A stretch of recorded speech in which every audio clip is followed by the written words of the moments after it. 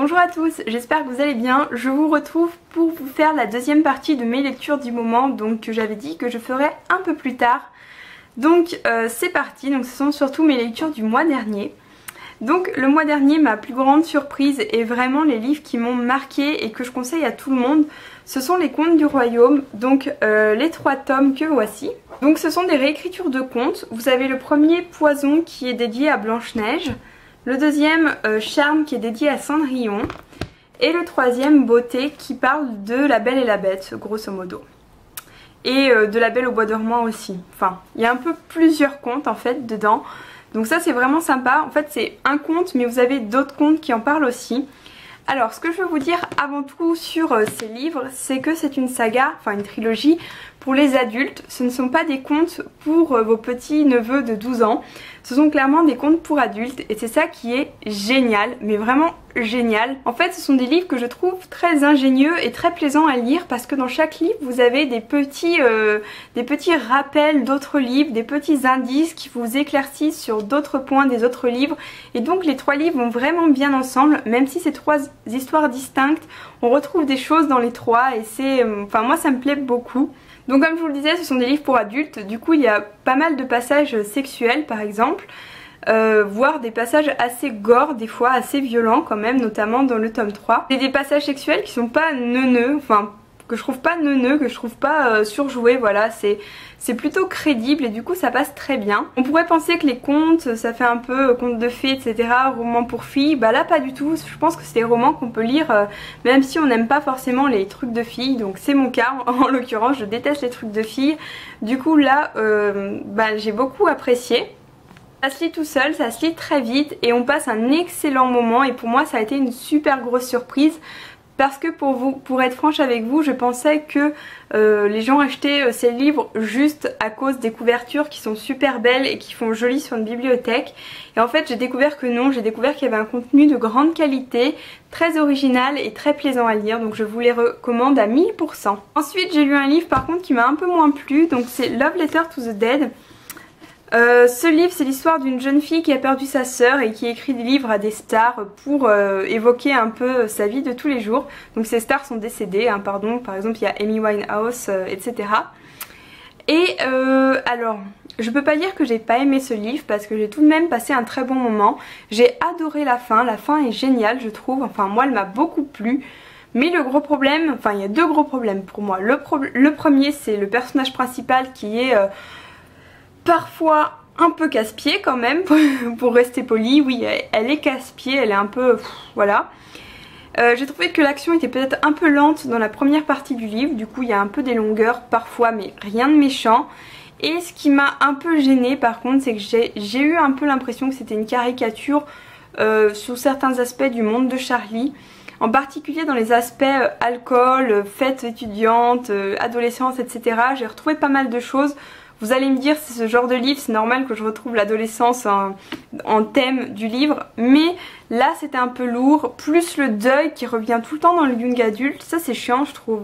Enfin j'ai l'impression que les livres de young adulte, la plupart ce sont des livres où il y a un décès, un deuil. Et voilà, c'est lourd, pas lourd dans le sens c'est chiant, mais lourd dans le sens c'est des sujets lourds et durs à lire. Donc forcément on retrouve un peu toujours les mêmes ficelles on va dire. Du coup c'est vrai que ça m'a un peu déçue, même si ça reste une très bonne lecture et qui je pense plaira à beaucoup de personnes. Ensuite j'ai lu un autre livre à la mode, donc Eleanor et Park de Rainbow Rowell. Celui-là par contre j'ai mieux aimé que Love Letter, tout simplement parce que je ne l'ai pas trouvé cliché. J'ai trouvé que les personnages étaient très originaux, donc c'est une histoire d'amour un peu hors du commun parce que en fait c'est une histoire d'amour hors du commun parce qu'elle est extrêmement banale, elle est extrêmement réaliste et j'ai beaucoup aimé. C'est pas l'histoire d'amour entre le plus beau gars du lycée et la fille paumée comme on voit souvent. Là c'est 2 personnes un peu voilà, un peu paumées, un peu adolescents quoi, avec leurs défauts, etc. Et j'ai beaucoup été, enfin Eleanor m'a beaucoup plu parce que c'est une jeune fille rousse et qui est un peu forte en fait et qui voilà, qui a une vie qui est très difficile mais qui ne se lamente pas et qui est très attachante en fait, vraiment. Et c'est ça qui donne vraiment du cachet à ce livre, c'est ces personnages, que ce soit Park ou Eleanor, qui sont super bien. Après la fin, pour ceux qui l'ont lu, moi je ne l'ai pas forcément comprise, enfin j'étais un peu déçue dans le sens où j'aurais préféré que ça se passe autrement. Mais bon, ça reste quand même une très bonne lecture, c'est pas le coup de cœur comme c'est pour beaucoup de monde. Néanmoins, je suis très curieuse de découvrir d'autres livres de cet auteur et en particulier Fangirl que j'aimerais bien lire du coup. Mais voilà, donc c'est Eleanor Park et je vous le conseille plutôt. Ma lecture actuelle c'est ça, ça. Donc vous voyez c'est les 3 premiers tomes de l'Assassin Royal, donc j'ai déjà lu les 2e tomes il y a longtemps. J'en suis au 3e tome à la moitié, il me reste ça, le 3e tome fait ça.